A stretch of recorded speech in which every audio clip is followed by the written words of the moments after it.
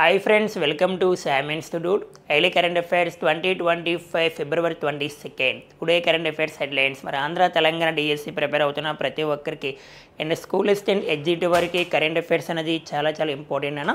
మీరు daily notes రాసుకుంటే మీకు డిఎస్సిలో చాలా ప్లస్ అవుతుంది. కరెంట్ అఫైర్స్తో పాటుగా దాని యొక్క బ్యాక్గ్రౌండ్ కూడా చెప్తున్నాం కావున ఒకసారి చూడండి.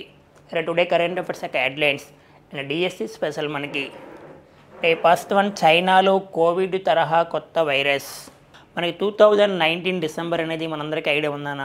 అంటే కరోనా వల్ల ప్రపంచవ్యాప్తంగా చాలామంది ప్రాణాలు కోల్పోయారు. మన ఇండియాలో కూడా చాలామంది ప్రాణాలు కోల్పోయారు నాన్న.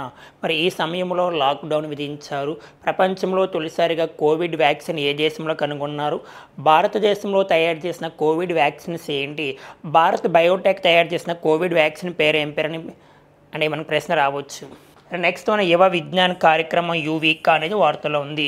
మరి ఈ కార్యక్రమాన్ని ఏ సంస్థ వారు ఏర్పాటు చేస్తున్నారు, ఎవరికి ఉద్దేశించి? నెక్స్ట్ వన్, 2030 కామన్వెల్త్ క్రీడలు ఆతిథ్యము. మనకి 2030 నాటికి కామన్వెల్త్ క్రీడలకి భారతదేశం ఆతిథ్యం ఇవ్వనున్నది. Next one, Khajuraho dance festival 2025 ఏ రాష్ట్రంలో వార్తల్లో ఉంది? ఖజురహో డ్యాన్స్ ఫెస్టివల్ అనేది గిన్నీస్ రికార్డు కూడా సాధించారు నాన్న ఇటీవల కాలంలో. నెక్స్ట్ వన్, టీబీపై సత్తా చాటిన ఎంఆర్ఎన్ఏ వ్యాక్సిన్. టీబీ అంటాం, వరల్డ్ టీబీ డే. గత ప్రీవియస్ క్వశ్చన్, ప్రపంచ క్షయ దినోత్సవాన్ని ఎప్పుడు జరుపుకుంటారు అంటే వరల్డ్ టీబీ డే గుర్తుపెట్టుకుని వరల్డ్ టీబీ డే ఎప్పుడు జరుపుకుంటాం? మార్చ్ 24ని జరుపుకుంటాం every year. First current affairs, చైనాలో కోవిడ్ తరహా కొత్త వైరస్. ఒక్కసారి మనం చూద్దాం. గబ్బిలాల్లో గుర్తించిన కొత్త వైరస్ HKU5CoV2గా పిలుస్తారంట. దీని పేరు HKU5KOV2. అంటే ఇటీవల కాలంలో HKU-CoV2 అనే వైరస్ని ఏ దేశంలో కనుగొన్నారంటే చైనాలోనే గుర్తుపెట్టుకోవాలి. ప్రధానంగా ఈ వైరస్ని దేంట్లో గుర్తించారంటే గబ్బిలాల్లో. అంటే గబ్బిలాలు ఉండే మానవుడు కూడా రావడం జరుగుతుంది, అంటే వ్యక్తులు కూడా రావడం జరుగుతుంది అని గుర్తుపెట్టుకోవాలి. కోవిడ్-19కు కారణమైన SARS-CoV-2ని ఈ వైరస్ పోలి ఉంటుంది. అంటే కోవిడ్-19 అనేది ఎలా ఉందో దాన్ని పోలి ఉంటుందమ్మ ఈ వైరస్ అనేది. అయితే ఇదంతా డేంజరస్ ఏమీ కాదని చెప్పడం జరుగుతుంది శాస్త్రవేత్తలు. కోవిడ్తో పోల్చుకుంటే ఈ వైరస్ అనేది అంత డేంజరస్ ఏమీ కాదు అని చెప్పారు. నెక్స్ట్ వన్, ఈ వైరస్ మనుషులకు నేరుగా లేదా ఇతర జీవాల ద్వారా సోకే ముప్పు ఉంది. అంటే ఇతర జీవుల ద్వారా మనుషులకి సోకే అవకాశం ఉందంట. మనకి కోవిడ్ అంటే కరోనా 2019 డిసెంబర్లో ఏ దేశంలో రావడం జరిగిందమ్మా? చైనాలో ప్రధానంగా ఏ నగరం అంటే వుహాన్ సిటీలో రావడం జరిగింది. మరి ఈ సమయంలో ప్రపంచ దేశాలన్నీ కూడా లాక్డౌన్ విధించాయన భారతదేశం కూడా లాక్డౌన్ విధించింది. అయితే ప్రపంచంలో తొలిసారిగా కోవిడ్ వ్యాక్సిన్ కనుగొన్న దేశం, మరి ఆ దేశం ఏంటంటే రష్యా. మరి ప్రపంచంలో తొలిసారిగా కోవిడ్ వైరస్కి వ్యాక్సిన్ కనుగొన్న దేశం రష్యా కనుగొన్న వ్యాక్సిన్ పేరు చాలా ఇంపార్టెంట్, స్ముత్నిక్ వి. మరి భారతదేశం కోవిడ్ సమయంలో కనుగొన్న వ్యాక్సిన్స్ పేర్లు ఒకసారి చూసుకుంటే కోవిషీల్డ్, నెక్స్ట్ కోవాక్జిన్. మరి కోవాక్జిన్ వ్యాక్సిన్ ఎవరు తయారు చేశారంటే భారత్ బయోటెక్ వారు తయారు చేస్తారు. భారత్ బయోటెక్ అంటే హైదరాబాద్. మరి కోవిషీల్డ్ వ్యాక్సిన్ తయారు చేసింది ఎవరంటే సీరమ్ ఇన్స్టిట్యూట్. మరి సీరమ్ ఇన్స్టిట్యూట్ అంటే పూణే అంటే మహారాష్ట్రలో ఉంది. పూణేకు చెందిన సీరమ్ ఇన్స్టిట్యూట్ వారు తయారు చేశారు కోవిషీల్డ్ వ్యాక్సిన్. ఓకేనా. మరి భారత్ బయోటెక్ వారు మరొక వ్యాక్సిన్ లేటెస్ట్గా లంపీ స్కిన్ డిసీజ్ గుర్తుపెట్టుకో. లంపీ స్కిన్ వ్యాధికి వీళ్ళు ఒక టీకాను కనుగొన్నారు, వ్యాక్సిన్ కనుగొన్నారు. లంపీ స్కిన్ అంటే పశువుల్లో వచ్చి ఒక వ్యాధి అనేది గుర్తుపెట్టుకోవాలన్న ఇంపార్టెంట్ అవుతుంది. మరి ఇటీవల కాలంలో ఏమైనా వ్యాక్సిన్స్ వచ్చాయా, లేదా ఇటీవల కాలంలో ఏమైనా వైరస్లు ఉన్నాయా ఒకసారి చెక్ చేస్తూ ఉండాలి మీరు. మరి ఇటీవల కాలంలో వెట్లాండ్ వ్యాక్సిన్, వెట్లాండ్ వైరస్. మరి వెట్లాండ్ వైరస్ కూడా ఏ దేశంలో వచ్చిందంటే చైనా దేశంలో వచ్చింది. మరి ప్రధానంగా వెట్లాండ్ వైరస్ బ్రెయిన్కి వస్తుందమ్మా. బ్రెయిన్కి వచ్చే ఒక వైరస్. ఇది లేటెస్ట్గా తెలంగాణ గ్రూప్ 2లో కూడా అడిగాడు. ఇది గుర్తుపెట్టుకోవాలి. వెట్లాండ్ వైరస్ ఏ దేశంలో వచ్చింది వార్తలోకి? చైనా అని గుర్తుపెట్టుకోవాలి. లేటెస్ట్గా WHO వరల్డ్ హెల్త్ ఆర్గనైజేషన్ ప్రపంచ ఆరోగ్య సంస్థ వారు మెదడు వ్యాధిని ఎలా ప్రకటించారంటే అంతర్జాతీయ ముప్పుగా ప్రకటించారు. చాలా ఇంపార్టెంట్. ఇటీవల కాలంలో ఏ వ్యాధిని అంతర్జాతీయ ముప్పుగా WHO ప్రకటించింది అంటే గుర్తుపెట్టుకొని మెదడు వాపు వ్యాధి. దాన్ని బ్రెయిన్కి సంబంధించిన ఒక డిసీజెస్ అని గుర్తుపెట్టుకోవాలి. ఓకేనా. మరి లేటెస్ట్గా గులియన్ బారీ సిండ్రోమ్ ఏ రాష్ట్రంలో ఉద్భవించింది, ఏ రాష్ట్రంలో వచ్చిందంటే మనకు మహారాష్ట్ర. ఆ గులియన్ బారీ సిండ్రోమ్ వల్ల భారతదేశంలో తొలి మరణం ఏ రాష్ట్రం అంటే మహారాష్ట్ర అని గుర్తుపెట్టుకోవాలి. చాలా ఇంపార్టెంట్. అలాగే మంకీ పాక్స్ అంటాం. మంకీ పాక్స్ లేదా ఎంపాక్స్. ఇక్కడ మంకీ పాక్స్ అది ఎంపాక్స్ ప్రధానంగా ఆఫ్రికా ఖండాల్లో ఉన్న దేశాలకు రావడం జరిగింది. లేటెస్ట్గా మార్బర్గ్ వైరస్ మార్బర్గ్ వైరస్ ఇది కూడా ఆఫ్రికా ఖండాల్లో విస్తరించి ఉంది. మార్బర్గ్ వైరస్ ప్రధానంగా ఏ దేశాలు అంటే తాంజానియా, రువాండా, గయానా దేశాలు విస్తరించి ఉంది. Okay, Tanzania, Guyana, Rwanda. ఓకేనా. మరి మన ఏపీలో ప్రెజెంట్ బర్డ్ ఫ్లూ వైరస్ అనేది చాలా విస్తరించి ఉంది. బర్డ్ ఫ్లూ అనేది కోళ్ళ ద్వారా వస్తుంది. బర్డ్ ఫ్లూని కలిగించే వైరస్ మనకి తెలిసి H5N1 అంటాం. H5N1. అలాగే లేటెస్ట్గా నిన్నటి రోజున ఫిలిప్పైన్స్ దేశంలో ఒక ఫీవర్ అనేది డెంగ్యూ ఫీవర్ అనేది వార్తలో ఉంది. క్వశ్చన్ రావచ్చు 2025 ఫిబ్రవరిలో డెంగ్యూ ఫీవర్ వార్తలోకి వచ్చిన దేశం ఫిలిప్పైన్స్. అలా లింక్ చేస్తూ ఉండాలి. ఒకసారి ఈ పాయింట్స్ అని లింక్ చేసుకోవాలి. చాలా ఇంపార్టెంట్. లేటెస్ట్గా చైనాలో కోవిడ్ తరహా కొత్త వైరస్ పేరు అని HKU5CoV2 అని గుర్తుపెట్టుకోవాలి. ఇది అంత డేంజరస్ ఏమీ కాదని చెప్పడం జరుగుతుంది. భారత్ బయోటెక్ వారు తయారు చేసిన వ్యాక్సిన్ పేరు అంటే మనకి కోవాక్సిన్. కోవిడ్ సమయంలో తయారు చేస్తారు. ఇది కోవిషీల్డ్ అయితే మనకి సేరమ్ ఇన్స్టిట్యూట్ అని పూణేలో ఉంది అని గుర్తుపెట్టుకోవాలి. ఓకేనా. ఇటీవల కాలంలో గులియన్ బారీ సిండ్రోమ్ భారతదేశంలో ఏ రాష్ట్రంలో విస్తరించింది? మహారాష్ట్ర. తొలి మరణం కూడా మహారాష్ట్ర అని గుర్తుపెట్టుకోవాలి. Okay friends, next current affairs మనం చూస్తే అందరికీ దక్కని జలభాగ్యము. మనకి 2019లో జల జీవన్ మిషన్ అనే పథకాన్ని ప్రారంభించారు మోడీ గారు. జల జీవన్ మిషన్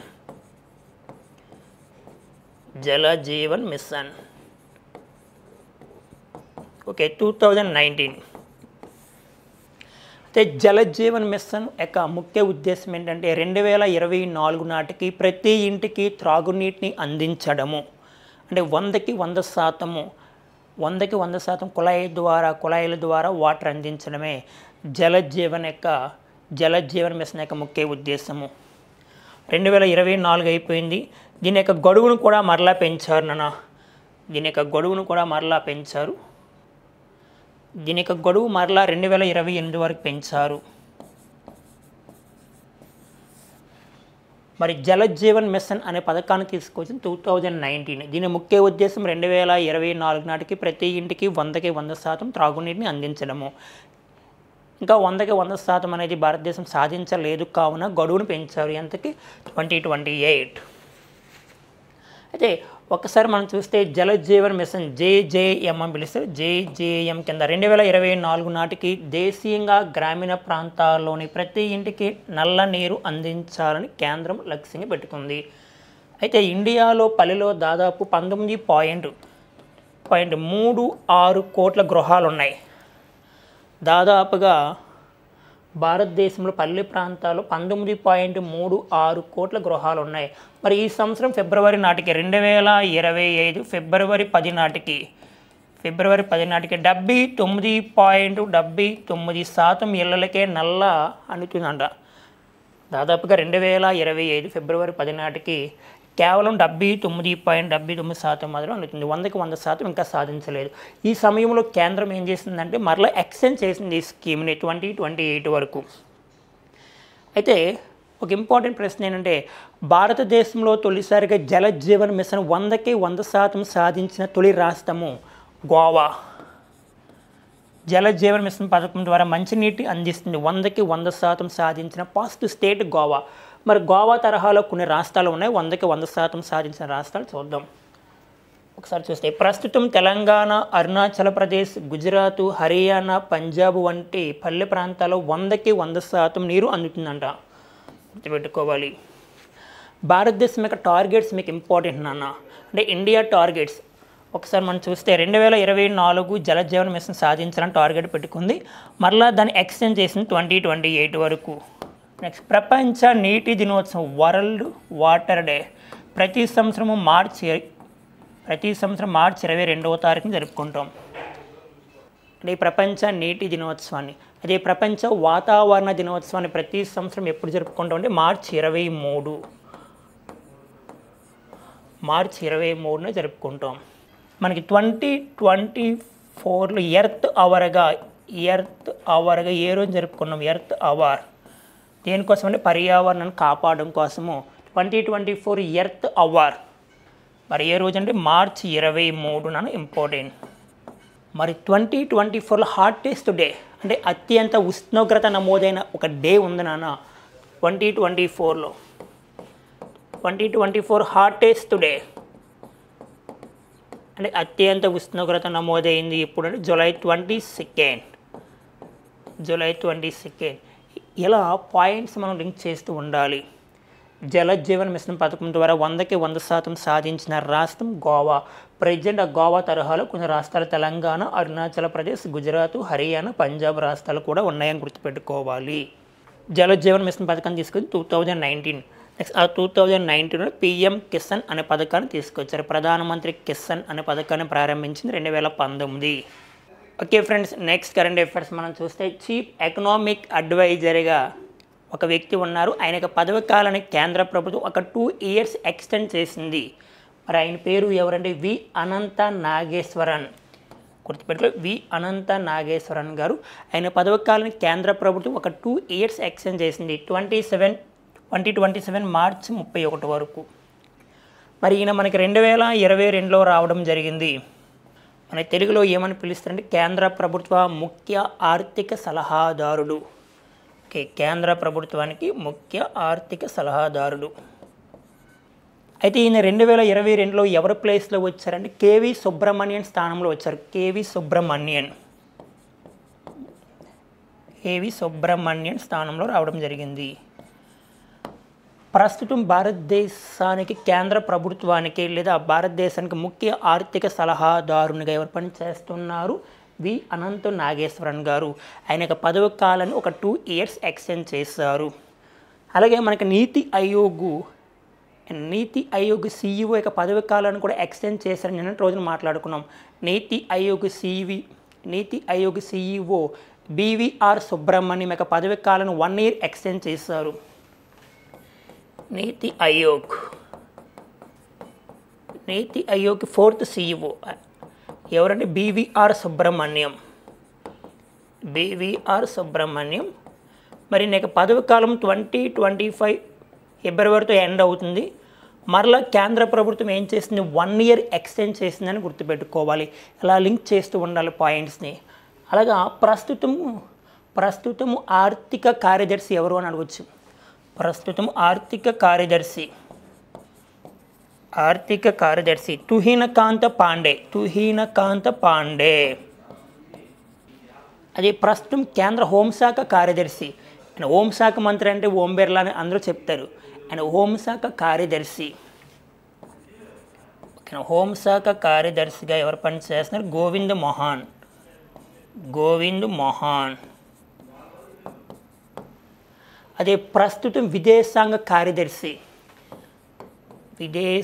కార్యదర్శిగా ఎవరు పనిచేస్తున్నారు? విదేశాంగ కార్యదర్శి విక్రమ్ మిశ్రీ.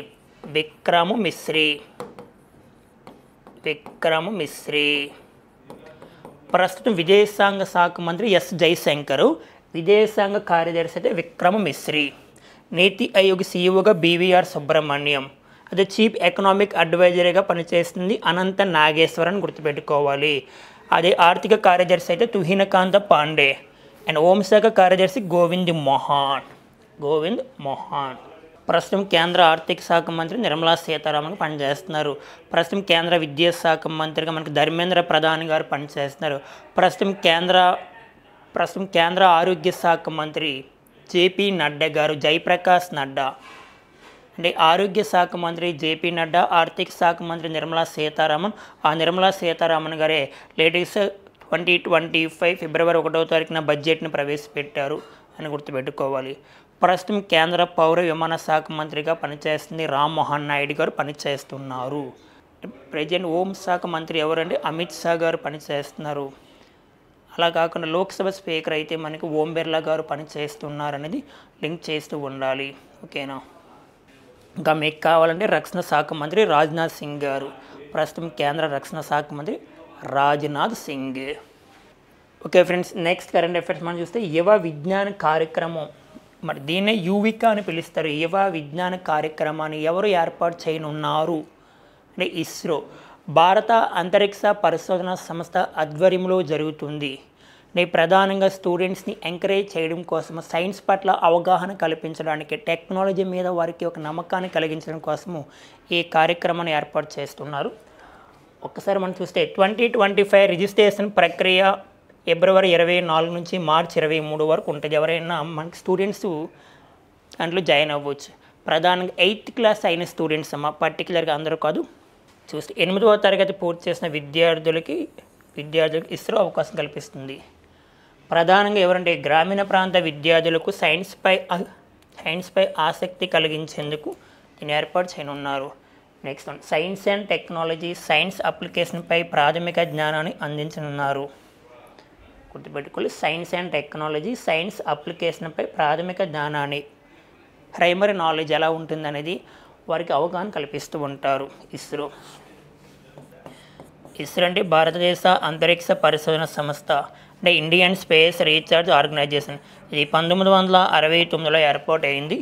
ఇస్రో తొలి చైర్పర్సన్గా విక్రమ్ సారాభాయ్.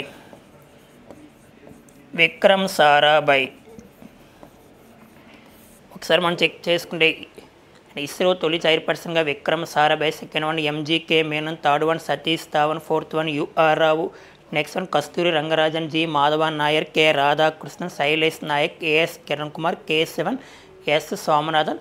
ప్రెజెంట్ పనిచేసిన వ్యక్తి వి నారాయణన్. ప్రస్తుతం ఇస్రో చైర్పర్సన్గా వి నారాయణన్ ఉన్నారు. వి నారాయణన్ కన్నా ముందు ఉన్న వ్యక్తి కే7. వి నారాయణన్ కన్నా ముందు ఉన్న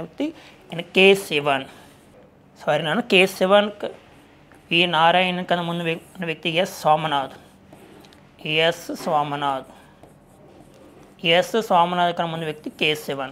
అంటే ఎక్కువ లింక్ చేసుకుంటే కే7 తర్వాత ఎస్ సోమనాథన్ తర్వాత ప్రజెంట్ వచ్చింది వి నారాయణన్. అంటే ISRO chairperson, Indian space research organisation. ఇది 1969లో ఏర్పాటైంది. ఇటీవల కాలంలో ఇస్రో ప్రారంభించిన ముఖ్యమైన ప్రయోగాలు ఏమైనా ఉన్నాయా చూడాలి. పిఎస్ఎల్వి C-59 రాకెట్ ప్రయోగము. ఈ ప్రయోగం 2024 డిసెంబర్ 5వ తారీఖున జరిగింది. ఎక్కడంటే శ్రీహరికోటలో. ఈ రాకెట్ ద్వారా ప్రోబా 3 అనే శాటిలైట్ ఉపగ్రహాన్ని పంపించాము. అలాగే మనకి పిఎస్ఎల్వి C-60 రాకెట్ ప్రయోగము. మరి ఈ రాకెట్ ప్రయోగం 2024 డిసెంబర్ 30న జరిగింది. మరి ఈ రాకెట్ ద్వారా పంపించిన ఉపగ్రహాలు శాటిలైట్స్ అండ్ సేజర్ మరియు టార్గెట్.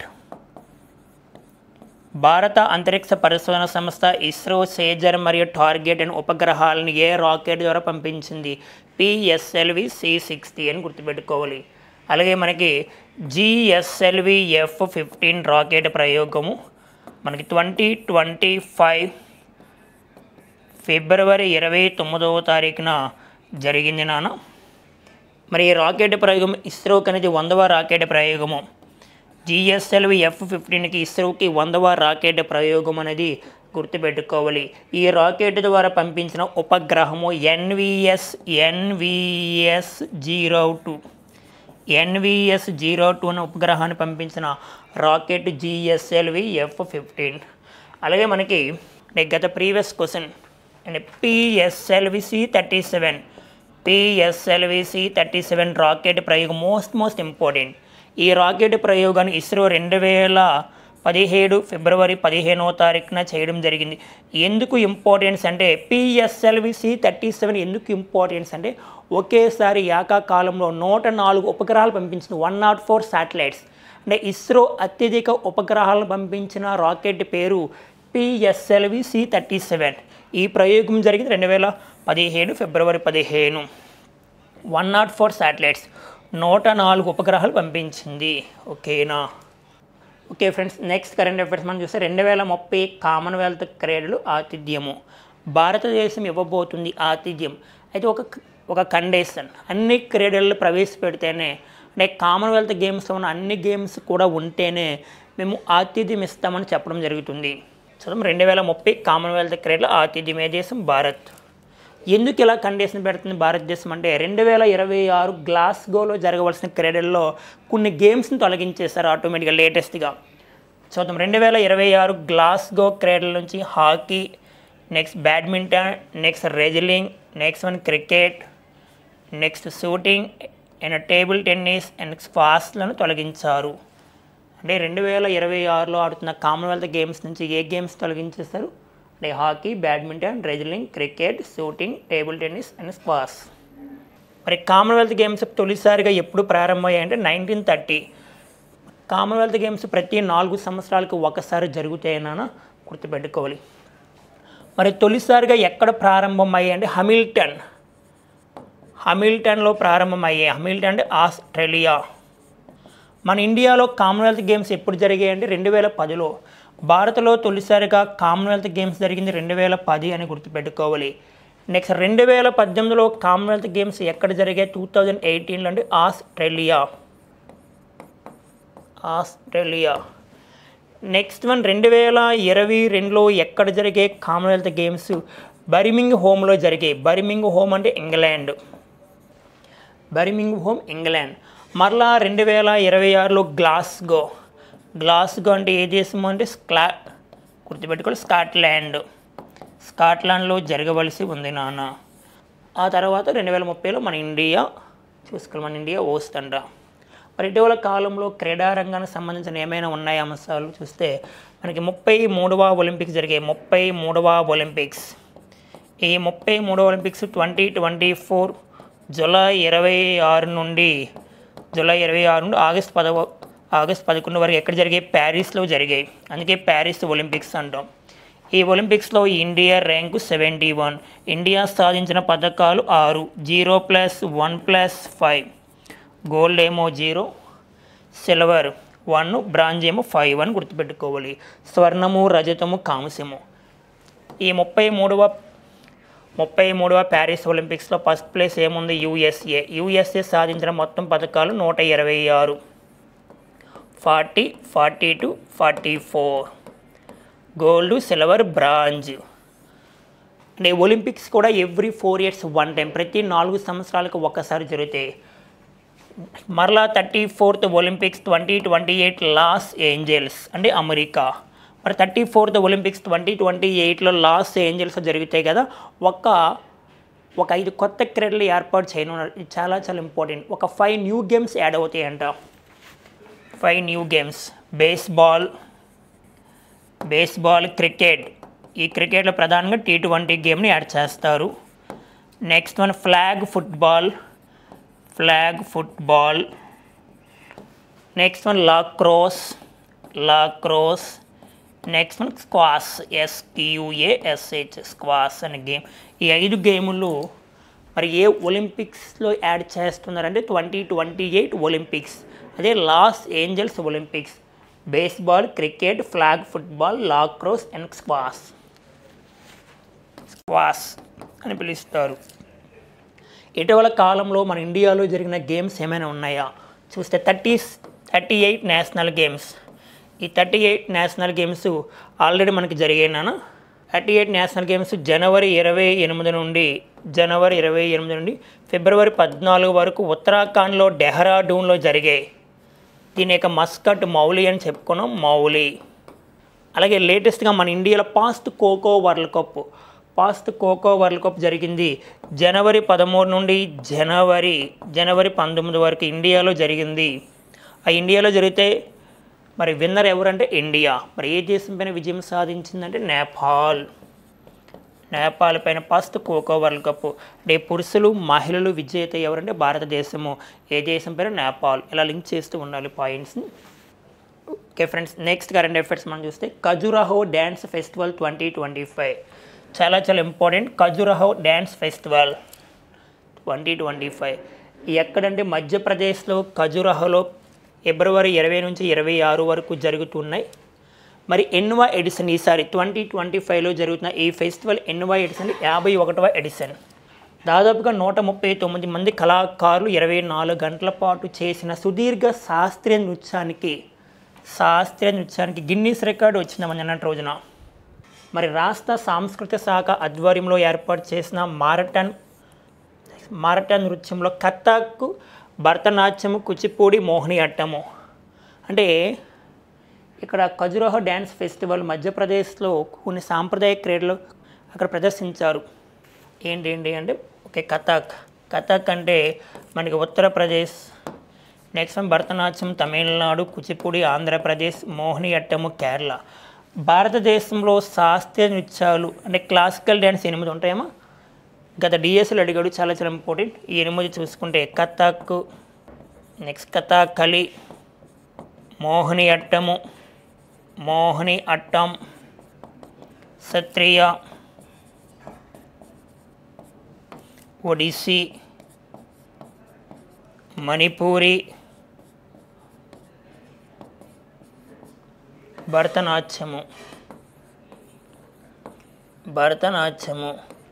1 2 3 4 5 6 7 అండ్ కూచిపూడి. ఇవి భారతదేశంలో ఉన్న క్లాసికల్ డ్యాన్స్, తెలుగులో శాస్త్రీయ నృత్యాలను పిలుస్తారు.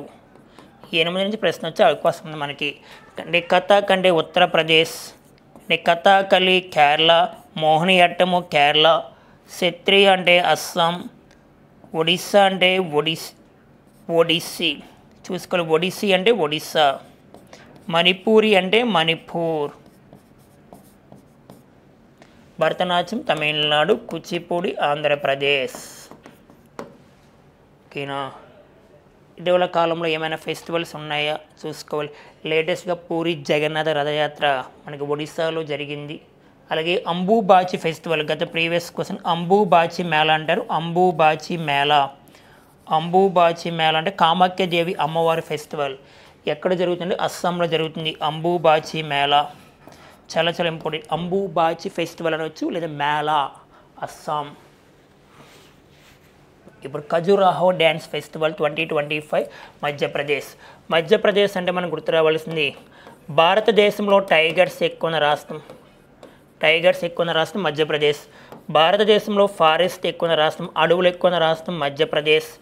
భారతదేశంలో జాతీయ పార్కులు ఎక్కువ ఉన్న రాష్ట్రము, నేషనల్ పార్క్స్ ఎక్కువ ఉన్న రాష్ట్రం మధ్యప్రదేశ్.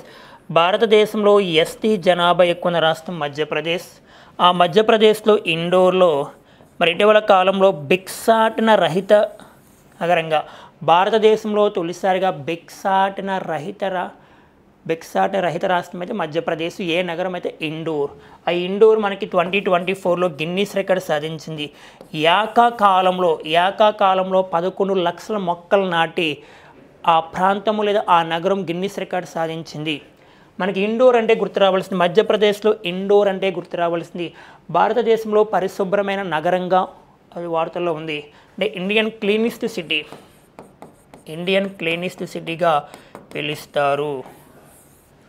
ఆ మధ్యప్రదేశ్ ప్రెసిడెంట్ సీఎంగా మోహన్ యాదవ్ గారు పనిచేస్తున్నారు. Okay friends, next current rivers టీబీపై సత్తా చాటిన mRNA వ్యాక్సిన్. మరి టీబీ అంటే మనకి క్షయ అని పిలుస్తారు. చూద్దాం ఒకసారి. టీబీ వ్యాధి నిర్ధారణకు కొత్తగా రూపొందించిన mRNA వ్యాక్సిన్ ఎలుకలపై నిర్వహించిన ప్రయోగాలు విజయం సాధించాయి.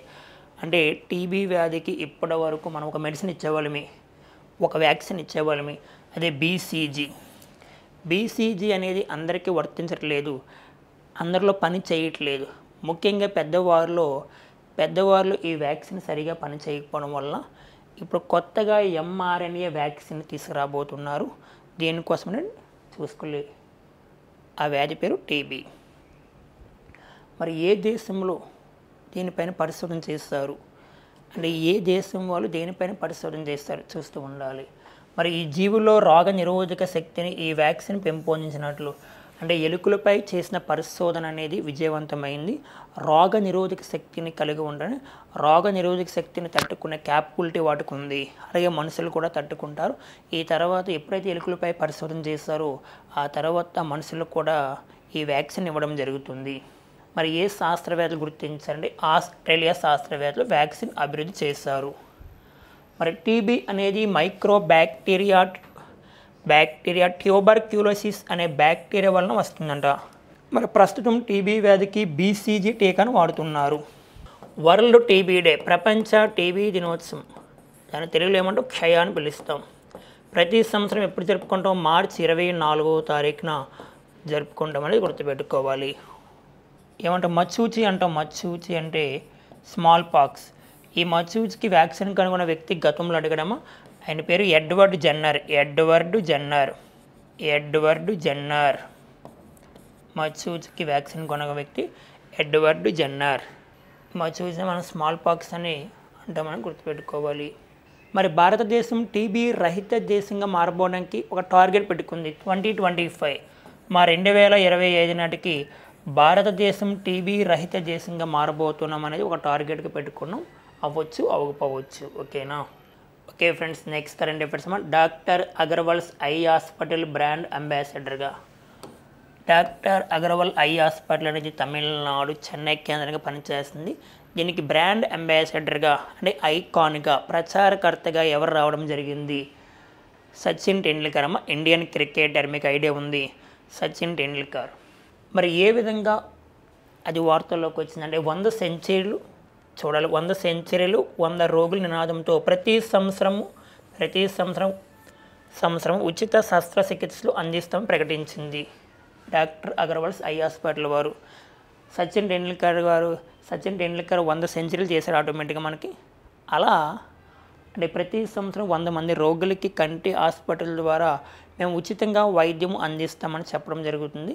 దీనికి బ్రాండ్ అంబాసిడర్గా ఎవరు వచ్చారు? సచిన్ టెండూల్కర్ మనకి 1973 ఏప్రిల్ 24న ముంబైలో జన్మించారమ్మా. ఈ సచిన్ టెండూల్కర్ పేరు మీదుగా 22 అడుగుల విగ్రహాన్ని కూడా ఆవిష్కరణ చేశారు ముంబైలో. ఈ Sachin Tendulkar first match 1989 November 15 ఏ దేశం పైన? పాకిస్తాన్ పైన సచిన్ టెండూల్కర్ ఫస్ట్ మ్యాచ్. సచిన్ టెండూల్కర్ చివరి మ్యాచ్ ఫైనల్ మ్యాచ్ 2013 నవంబర్ 14 ఏ దేశం పైన అంటే వెస్టిండీస్.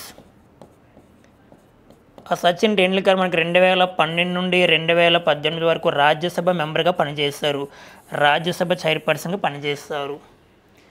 సచిన్ టెండూల్కర్ గారికి మనకి 2014లో భారతరత్న అవార్డు వచ్చింది. భారతరత్న అవార్డు.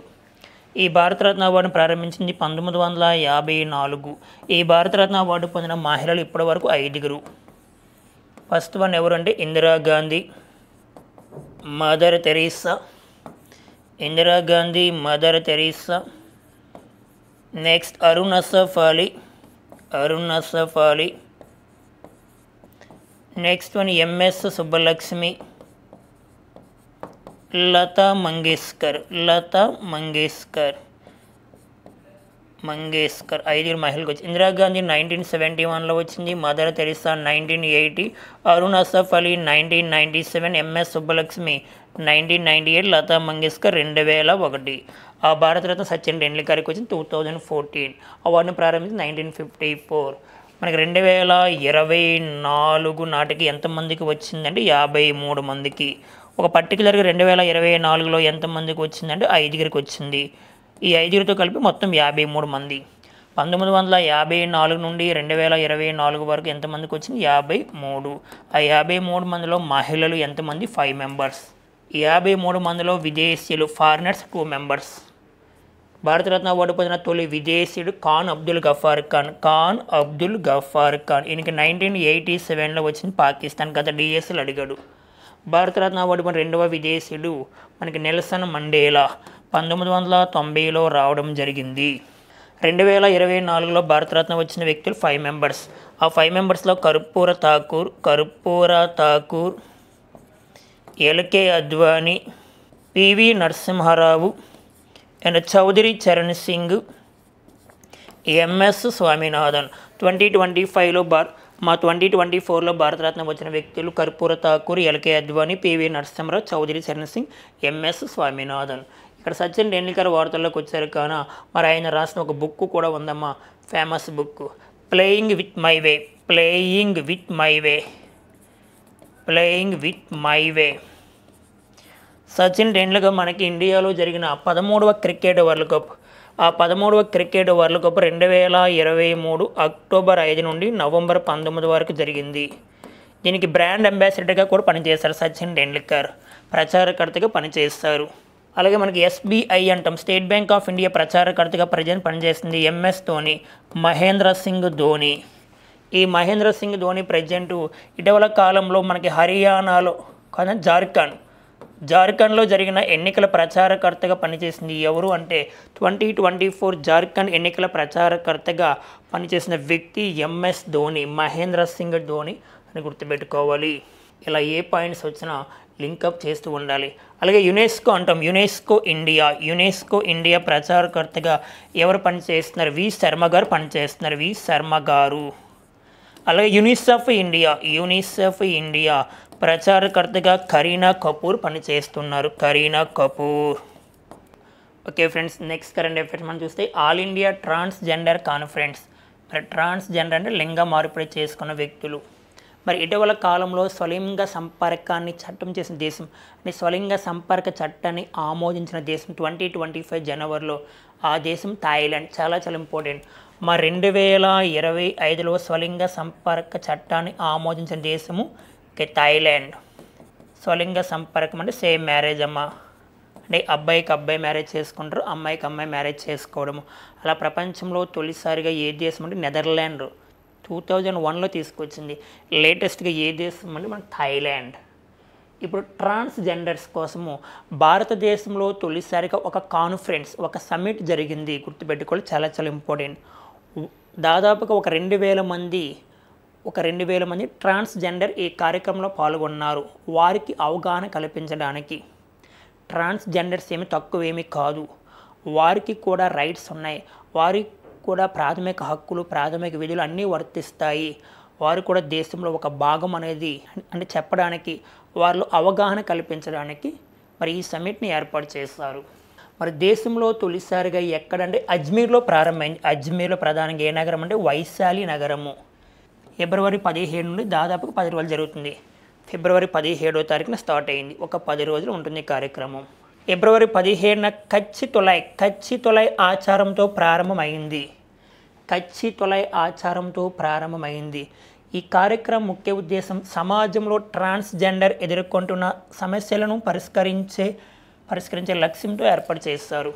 ఒకసారి మనం ప్రధానంగా చూస్తే అజ్మీర్ అంటే ఎక్కడ ఉందంటే రాజస్థాన్లో ఉంది. ఈ రాజస్థాన్ జైసల్మేర్ అనే ప్రాంతం గుర్తు రావాలి. రాజస్థాన్ జైసల్మేర్ అనే ప్రాంతంలో మనకి 55వ జిఎస్టీ కౌన్సిల్ మీటింగ్ జరిగింది. 55 జిఎస్టీ కౌన్సిల్ మీటింగ్ 2024 డిసెంబర్ 21వ తారీఖున జరిగింది జైసల్మేర్. జిఎస్టీ కౌన్సిల్ మీటింగ్ ఎప్పుడు కూడా న్యూఢిల్లీలో జరుగుతుంది.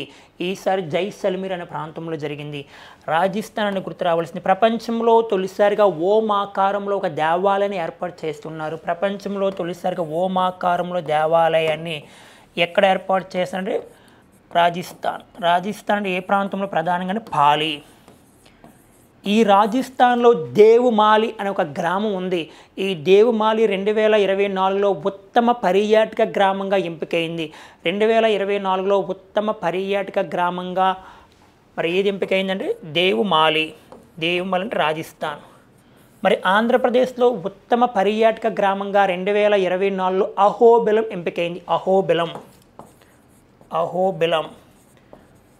2024 ఆంధ్రప్రదేశ్లో ఉత్తమ పర్యాటక గ్రామ అవార్డు దేనికి వచ్చిందని పర్వాలేదు. ఉత్తమ పర్యాటక గ్రామ అవార్డును అహోబిలం అంటే నంద్యాల దగ్గరలో ఉంది. నంద్యాల, కర్నూలు జిల్లా. ఈ కర్నూలు జిల్లాలోనే లేటెస్ట్గా విజయనగర సామ్రాజ్యానికి చెందిన 14వ శతాబ్దం నాటి శిలాశాసనాలు గుర్తించారు. మరి కర్నూలు ఏ నది ఒడ్డున ఉంది? తుంగభద్ర నది తీరాన ఉంది.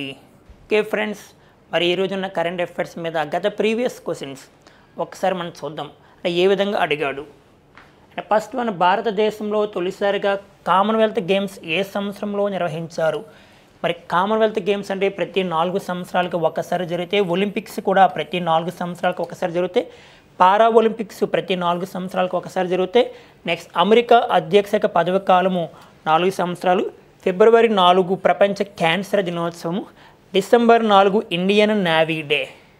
భారతదేశంలో టైగర్స్ని కూడా ప్రతి 4 సంవత్సరాలకు ఒకసారి లెక్కిస్తారు. Every 4 years 1 time. ప్రతి 4 సంవత్సరాలకు ఒకసారి లెక్కిస్తారు. అయితే మన ఇండియాలో కామన్వెల్త్ గేమ్స్ ఎప్పుడు జరిగాయి అంటే 2010 అని గుర్తుపెట్టుకోవాలి. అండ్ సెకండ్ క్వశ్చన్, ప్రపంచ టీబీ దినోత్సవం ఏ రోజు జరుపుకుంటారు? వరల్డ్ టీబీ డే మార్చి 20 అన్నాడు. మార్చి 20 అనేది ఇంపార్టెన్స్. వరల్డ్ స్పారోస్ డే, ప్రపంచ పిచ్చుకల దినోత్సవాన్ని ఏ రోజు జరుపుకుంటాం? మార్చి 20. ఆ మార్చి 20 ఇంపార్టెన్స్. వరల్డ్ హ్యాపీనెస్ డే, ప్రపంచ సంతోష దినోత్సవం. మరి వరల్డ్ హ్యాపీనెస్తో ప్రజెంట్ ఇండియా ర్యాంకు 126. మార్చి 21 ఇంపార్టెన్స్. వరల్డ్ ఫారెస్ట్ డే, ప్రపంచ అటవీ దినోత్సవం. మరి ప్రపంచంలో అడవులు ఎక్కువ దేశం రష్యా. ప్రపంచ అడవుల్లో ఇండియా ర్యాంకు 10th place.